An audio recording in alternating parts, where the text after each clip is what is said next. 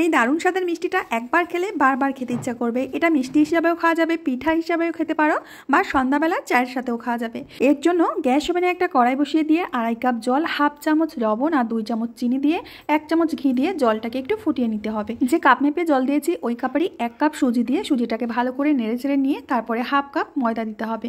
এই সময় গ্যাসের আঁচটা কিন্তু লো করে রাখবে। এবার লো আঁচেই এইগুলোকে রান্না করে নিতে হবে মোটামুটি 3 থেকে 4 মিনিট। আর 3-4 মিনিটের মধ্যে এরকম একটা ডোয়ের মতো হয়ে যাবে। এবার একটা থালার মধ্যে নামিয়ে নিয়ে খুব ভালো করে এইভাবে ছড়িয়ে দিয়ে ঠান্ডা করে নিতে হবে। একদম যখন ঠান্ডা হয়ে যাবে তখন কিছুটা সাদা তিল, এলাচ গুঁড়ো আর চিনির গুঁড়ো আর মিল্ক পাউডার সাথে একটু বেকিং সোডা দিয়ে ভালো করে চেলে নিতে হবে। এইবার সবশেষে দিয়ে দেব বড় দানার চিনি। এই চিনিটা দিলেই মিষ্টিটা খেতে দারুণ লাগে। সমস্ত কিছু খুব ভালো করে হাত দিয়ে মেখে নিতে হবে। মেখে এরকম একটা ডো মতো তৈরি করেছে। এবার এখান থেকে অল্প অল্প করে ডো নিয়ে মিষ্টিগুলো বানিয়ে নিতে হবে। প্রথমে চেপে চেপে এরকম গোল করে তারপরে একটু চ্যাপটা করে নিতে হবে।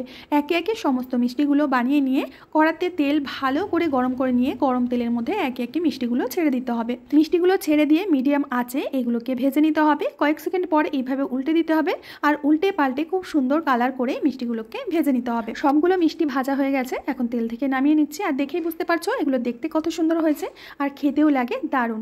রেসিপি ভালো লাগলে লাইক, কমেন্ট, শেয়ার করবে। আজ এখানে বিদায় নেব, আবার আসবো নতুন রেসিপি নিয়ে।